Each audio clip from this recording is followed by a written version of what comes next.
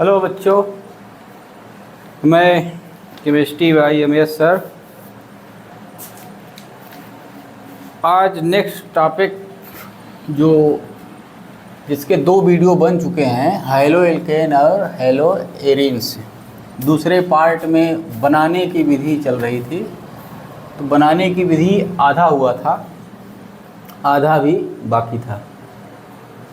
तो जो इसमें अगली विधि है डार्जेन अभिक्रिया, एल्कोहल की क्रिया, अभी एल्कोहल से ही चल रहा था। एल्कोहल की क्रिया थायोनिल क्लोराइड के साथ हमने कराने पर एल्किल हैलाइड का निर्माण होता है।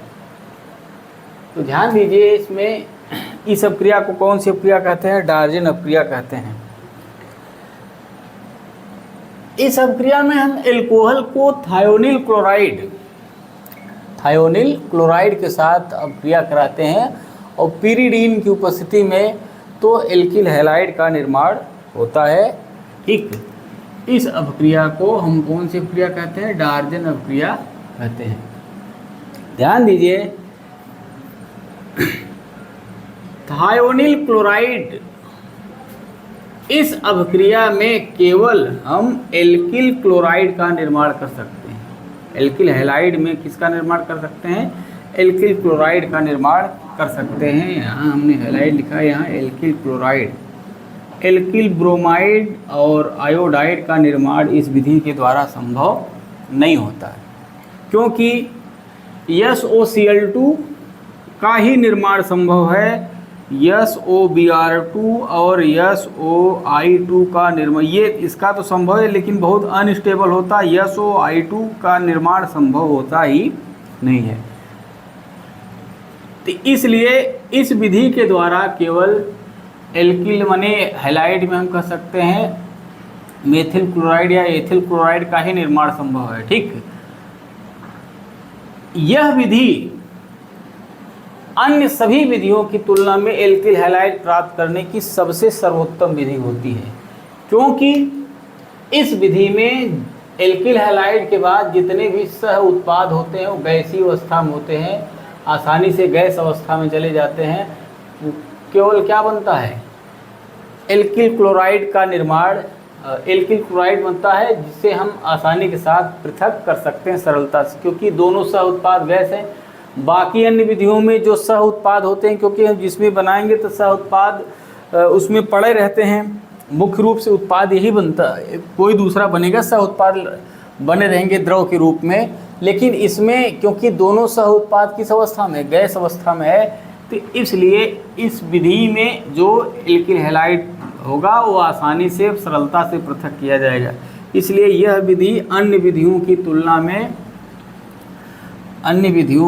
तुलना में सबसे सर्वोत्तम विधि होती है, क्योंकि इसमें दोनों सह उत्पाद SO2 या Cl गैस होती है, उत्पाद के रूप में एल्किल क्लोराइड सरलता से पृथक किया जाता है।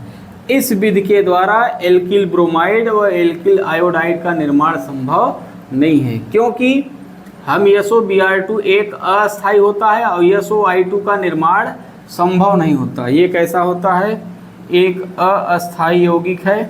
ठीक है, SOI2 केवल SOCl2 जो है यही अस्थायी है। इस विधि के द्वारा हम क्या करते हैं? केवल एल्किल क्लोराइड का निर्माण किया जा सकता है।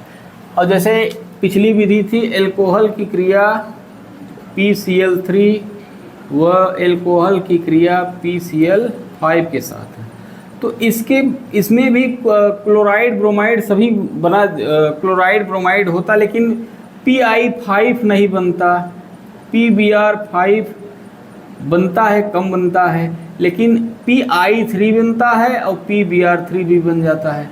तो इस विधि के द्वारा हम क्या कर सकते हैं?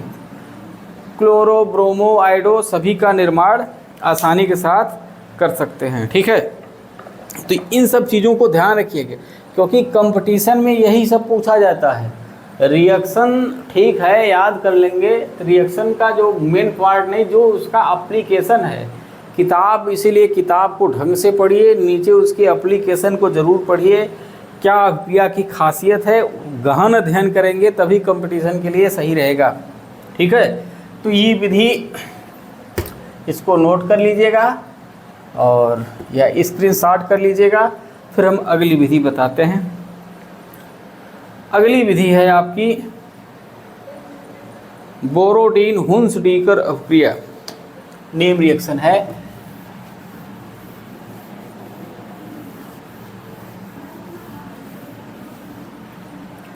बोरोडीन हुंसडीकर अपक्रिया।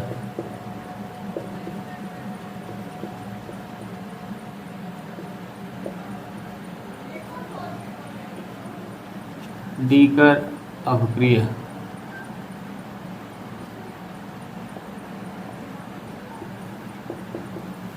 बोरोडीन हुंसडीकर अपक्रिया या हुंसडीकर अपक्रिया भी कहते हैं। इस विधि में हम क्या करते हैं, पहली चीज, इस विधि के द्वारा केवल ब्रोमोबेंजीन का ब्रोमो एल्केन का निर्माण होता है। किसका निर्माण होता है? इस विधि के द्वारा केवल ब्रोमो एल्केन का निर्माण होता है। किसका होता है? ब्रोमो एल्केन का निर्माण होता है, RBr का निर्माण होता है। ठीक, अब यहाँ देखिए, इस विधि में हम क्या करते हैं, वसीय अम्ल के सिल्वर लवण को, वसीय अम्ल के सिल्वर लवण को इस विधि के द्वारा वसीय अम्ल के सिल्वर लवण को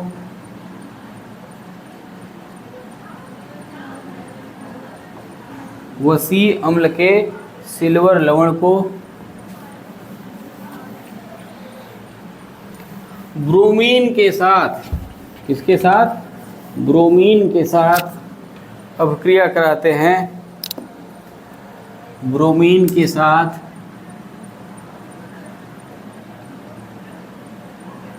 CCl4 की उपस्थिति में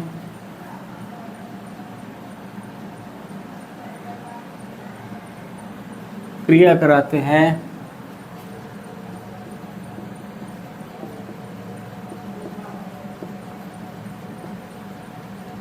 तो किसका निर्माण होता है?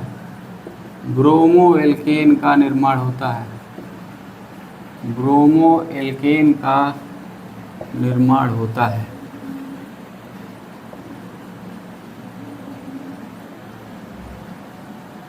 इस अपक्रिया को हम क्या कहते हैं? हुंसडीकर अपक्रिया कहते हैं। हंसडीकर या हंसडीकर अपक्रिया कहते हैं।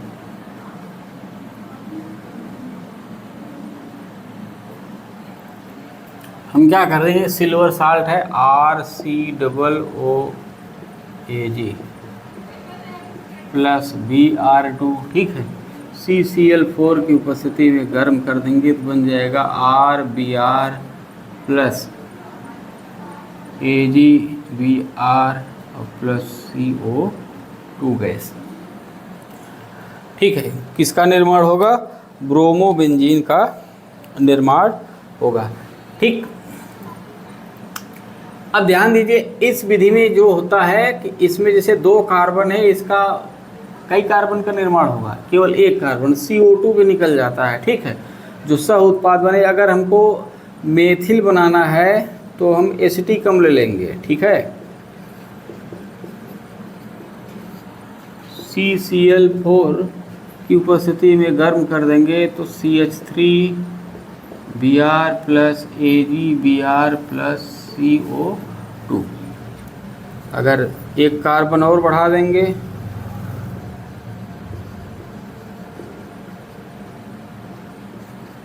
CCl4 के साथ तो बन जाएगा आपका CH3CH2Br plus AgBr plus CO2। ठीक है, इस अपक्रिया में जो एल्किल हैलाइड प्राप्त होता है, ब्रोमो एल्केन प्राप्त होता है। तो वसा अम्ल के जो कार्बन की संख्या से एक कार्बन कम प्राप्त होता है। ठीक है, इस विधि के द्वारा हम केवल ब्रोमो एल्केन का निर्माण कर सकते हैं। ब्रोमो आयोडीन या ब्रोमो क्लोराइड का निर्माण संभव नहीं है। ठीक है, इस अभिक्रिया को हम क्या कहते हैं? बोरोडीन हुंसडीकर। ये अभिक्रिया यूपी बोर्ड के लिए बहुत ही इम्पॉर्टेंट अभिक्रिया है, शार्ट नोट पूछा जाता है। ठीक, अगला है आपका हैलाइड विनिमय द्वारा। अगली अभिक्रिया है आपकी हैलाइड विनिमय विधि द्वारा।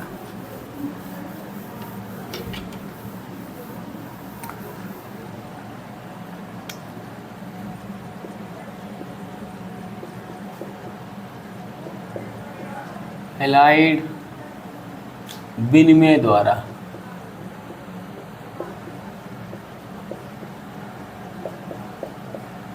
यानी हैलोजन का एक्सचेंज होता है। ठीक है, ध्यान रखिए, इस विधि के द्वारा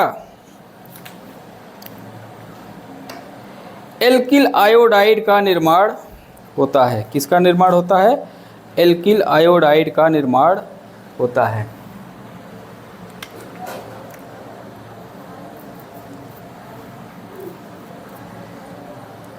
इस विधि के द्वारा किसका निर्माण होता है? एल्किल आयोडाइड का।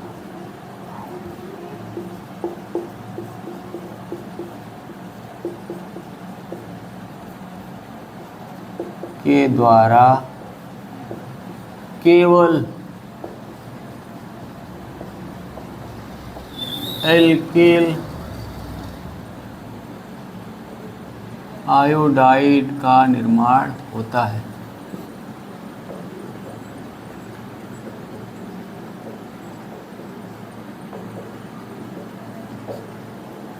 एल्किल आयोडाइड का निर्माण होता है। इसमें क्या होता है? जब हम एल्किल क्लोराइड या एल्किल ब्रोमाइड, एल्किल क्लोराइड व एल्किल ब्रोमाइड को सोडियम आयोडाइड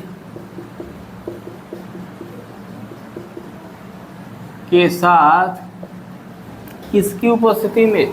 एसीटोन की उपस्थिति में, एसीटोन की उपस्थिति में गर्म करते हैं तो बन जाता है RiNaCl। इसीलिए इसको हैलाइड विनिमय कहा जाता है, क्योंकि Cl प्रतिस्थापित, I इधर, ये इधर और Br इधर। ठीक है, और RiNaBr एल्किल आयोडाइड का निर्माण होता है। इस अभिक्रिया को हम पिंकलस्टीन, इस अभिक्रिया को हम पिंकलस्टाइन अभिक्रिया भी कहते हैं। तो लिख लीजिए, जब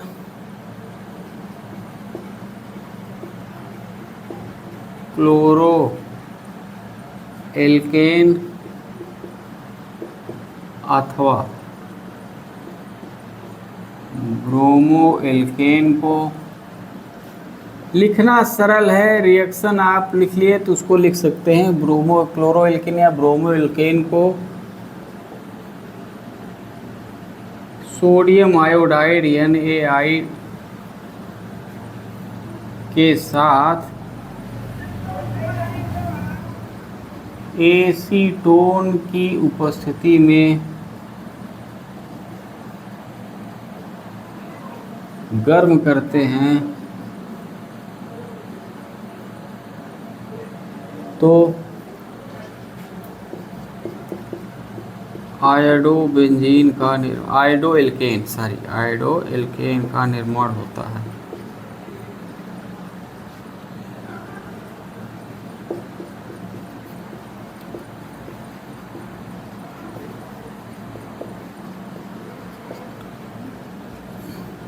ठीक, इस अभिक्रिया को पिंकलस्टाइन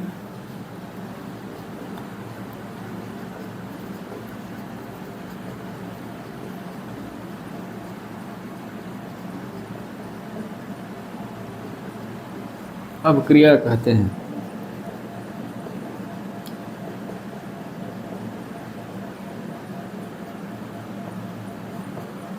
फिंकेलस्टाइन अपक्रिया कहते हैं। ठीक, अगली, अब क्लोरो एल्केन बन गया, फ्लोरो एल्केन, ब्रोमो बना, आयोडो बना, अभी फ्लोरो बचा है तो फ्लोरो एल्केन भी बना लिया जाए।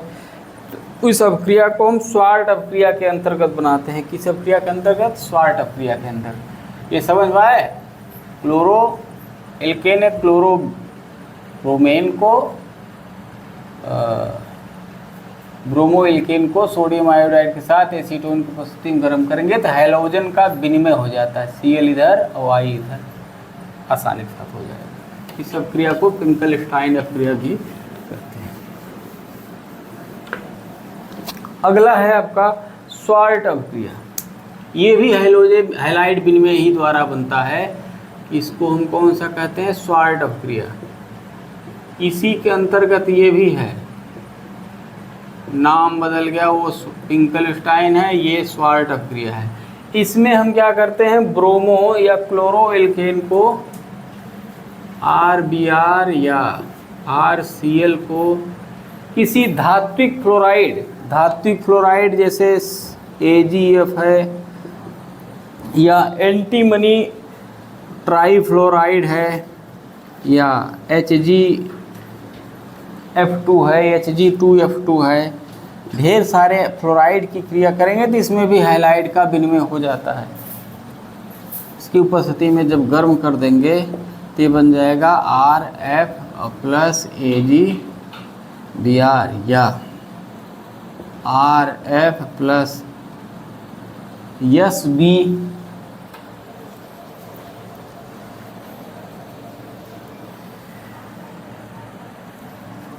Cl3।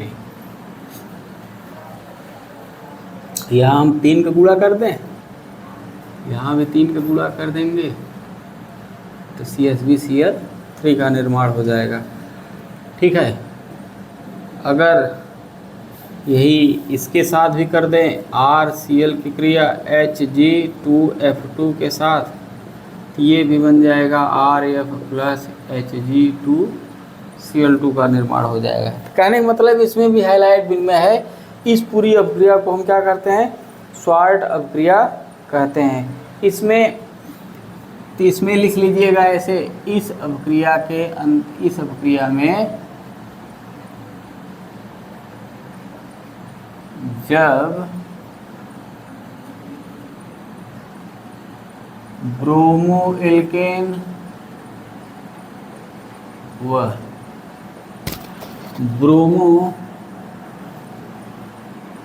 क्लोरो एल्केन की क्रिया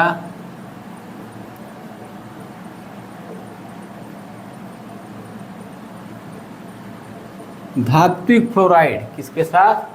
धात्विक फ्लोराइड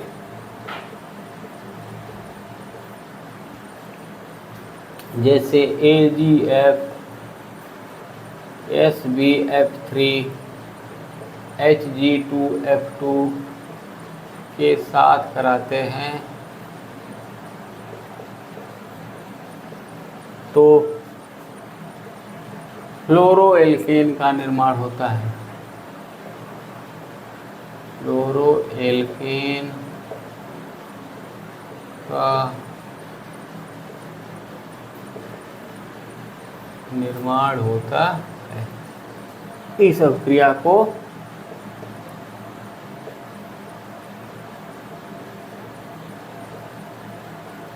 स्वार्ट अपक्रिया कहते हैं।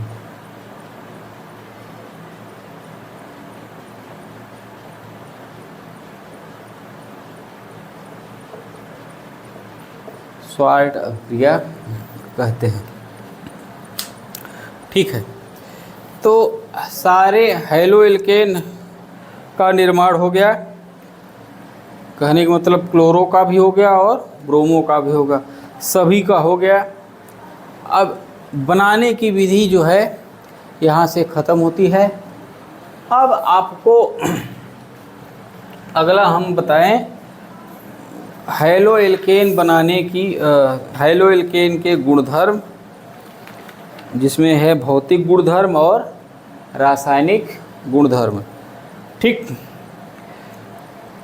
तो अगली हेडिंग डालिए, हैलो एल्केन के भौतिक गुणधर्म।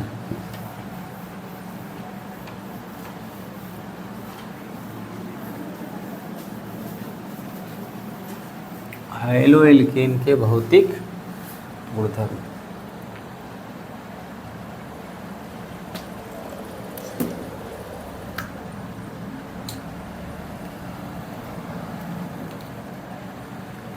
हैलो एल्केन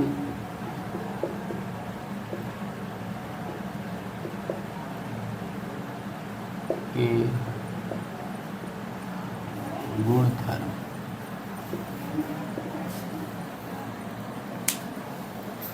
हैलो एल्केन के गुणधर्म। तो गुणधर्म में पहला क्या है? भौतिक गुण होता है।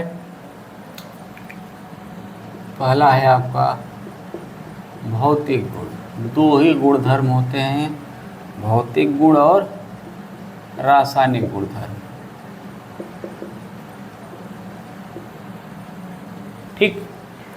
तो हैलो एल्केन के जो निम्न सदस्य हैं वो सामान्य ताप पर रंगहीन गैस होते हैं।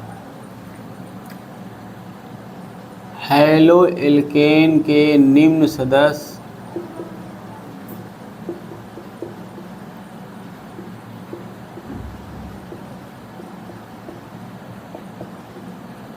रंगहीन गैस होते हैं।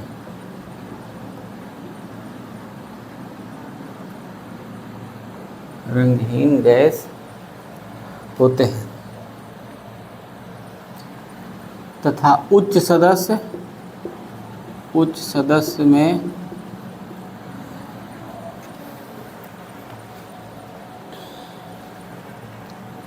उच्च सदस्य मतलब निम्न सदस्य में लगभग 18 तक के तत्व यौगिक, 18 तक के यौगिक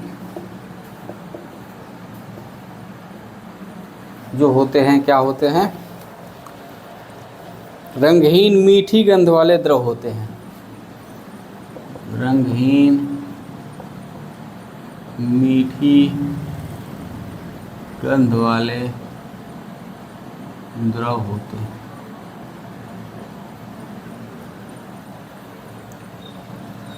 अब इनका क्वथनांक दूसरा पॉइंट है। क्वथनांक में ये समझ लीजिए कि क्वथनांक दो कारण में होता है अधिक। पहला तो अणुभार और दूसरा हाइड्रोजन बॉन्डिंग।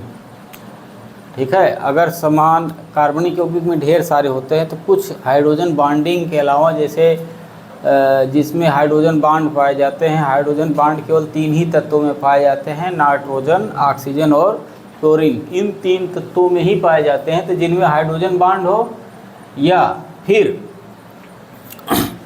उनका अणुभार अधिक होता है। अब ध्यान दीजिए, जैसे निम्न सदस्य के रंगहीन गैस हैं और फिर उसके बाद द्रव होंगे। फिर जैसे ही उच्च सदस्य वाले कोई भी एल्केन श्रृंखला आएगी, एल्केन समूह की कोई भी यौगिक आएगा तो ठोस के रूप में होंगे। मोम जैसे होता है ठोस के रूप में होते हैं, तो ठोस का गलनांक या क्वथनांक ज़्यादा होगा। ठीक है, तो अब इनका गलनांक क्वथनांक क्या होगा? ये तो सामान्य ताप फिर 25 डिग्री सेंटीग्रेड पे ही तो गैस बन जाते हैं, तो इनका क्वथनांक निम्न होता है। लेकिन जैसे जैसे अणुभार बढ़ता जाता है वैसे वैसे इनका क्वथनांक क्या होता है? बढ़ता जाता है। तो कहने का मतलब, अब एल्किल हैलाइड में RF, RCl, RBr और RI, ठीक है, ये है। अब इसमें से तो फिक्स है किसका अणुभार सबसे ज़्यादा होगा? RI का अणुभार सबसे ज़्यादा होगा, RF का सबसे कम होगा। ठीक है, अब यहाँ देखिए, कहने का मतलब अणुभार बढ़ने के समान अगर एल्किल समूह वाले हैं तो अणुभार बढ़ने पर क्वथनांक क्या होता है? क्वथनांक बढ़ता है। क्वथनांक क्या होता है? बढ़ता है, क्योंकि हैलोजन का आकार द्रव्यमान वृद्धि के साथ वांडर वाल आकर्षण भी बढ़ता है। हैलोजन के आकार व द्रव्यमान में वृद्धि के साथ वांडर वाल आकर्षण बल भी बढ़ता है।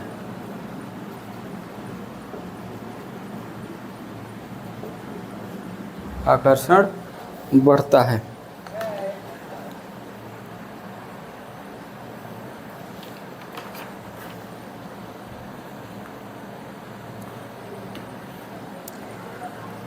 अब दूसरी चीज ये देखिए, अगर समान एल्किल हैलाइड वाले हैं, ठीक है, अगर समावयवी हैलो एल्केन है तो शाखा जैसे जैसे बढ़ता जाता है वैसे वैसे उनका क्वथनांक क्या होता है, घटता जाता है, क्योंकि शाखा होने पर पृष्ठीय क्षेत्रफल में कमी आती है और वांडर वाल बल का परिणाम क्या होता है, बढ़ता जाता है। जैसे एग्जाम्पल के रूप में ये है आपका CH3 CH2 CH2 CH2 chloride है, ठीक है।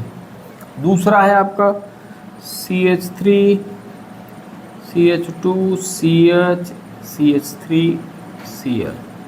तीसरा है आपका CH3 CH3 CH3 Cl। अब सभी का अणुभार एक समान है, परंतु शाखा किसमें बढ़ा है, इसमें शाखा बढ़ा, यहाँ देखिए और यहाँ देखिए और फिर यहाँ देखिए, किसका पृष्ठीय क्षेत्रफल सबसे ज़्यादा है, इसका पृष्ठीय क्षेत्रफल सबसे ज़्यादा है, इसका पृष्ठीय क्षेत्रफल सबसे कम है। जैसे जैसे पृष्ठीय क्षेत्रफल घटेगा, ठीक, कहने का मतलब उसकी साइज छोटी होगी तो वांडर वाल आकर्षण बल क्या होगा, घटेगा और उसका क्वथनांक घटता है, ठीक है। तो समा ऐसे पॉइंट बना के लिख लीजिए कि अब इसमें तो आप ऐसे लिख सकते हैं RI है और R फिर Cl Br फिर RCl फिर RF, इसमें ये क्रम हो जाएगा, ठीक है। अब यहाँ क्या लिखेंगे, समावयवी हैलो एल्केन का क्वथनांक, समावयवी हैलो एल्केन का क्वथनांक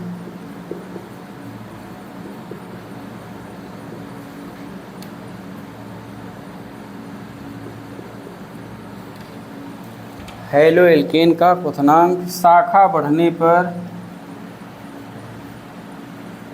शाखित होने पर या शाखा बढ़ने पर या शाखित होने बढ़ने पर पृष्ठीय क्षेत्रफल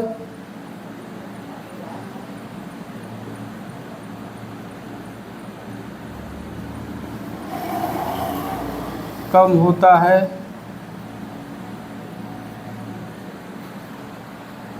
पृष्ठीय क्षेत्रफल कम होता है, जिससे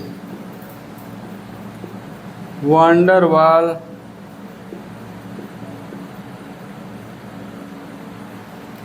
बल का परिणाम घटता है,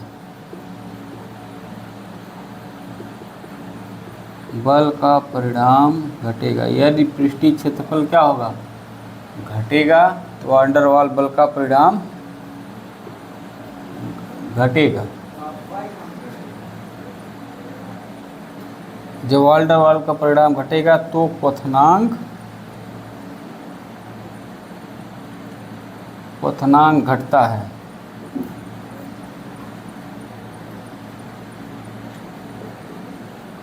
तीनों में सबसे ज़्यादा इसका होगा, सबसे कम इसका होगा। ये हो गया क्वथनांक। अब ये इनकी प्रकृति कैसी होती है, जल में लगभग अविलेय होते हैं, विलेयता, और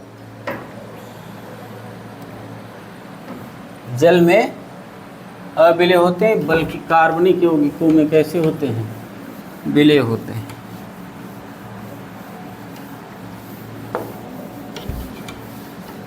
जल में अविलेय और कार्बनिक यौगिकों में विलेय। यह जल में अविलेय ध्रुवीय स्वभाव के नाते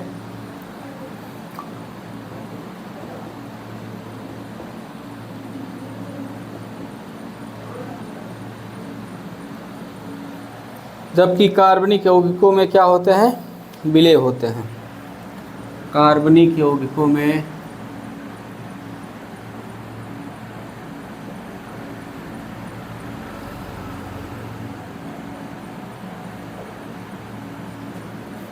विलेय होते हैं।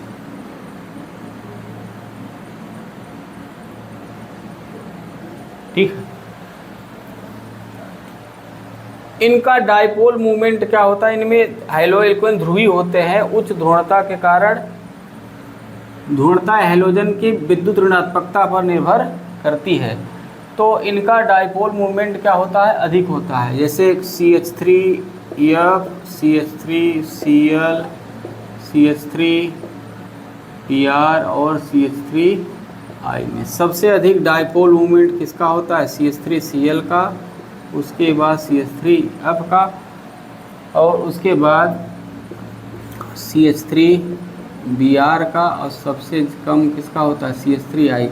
होना चाहिए CH3F का ज़्यादा, लेकिन फ्लोरीन छोटे आकार होने के कारण फ्लोरोमेथेन का द्विध्रुव गुण क्या होता है, कम होता है। यहाँ लिख लेंगे, होना चाहिए फ्लोरीन की आकृति छोटी होने के कारण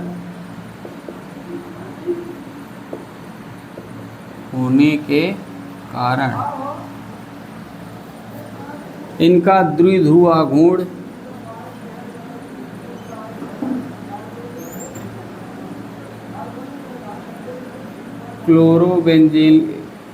क्लोरोमेथेन से कम होता है। ठीक है, ये चल मिले, यहाँ लिख लेंगे द्विध्रुव आघूर्ण, डायपोल मोमेंट।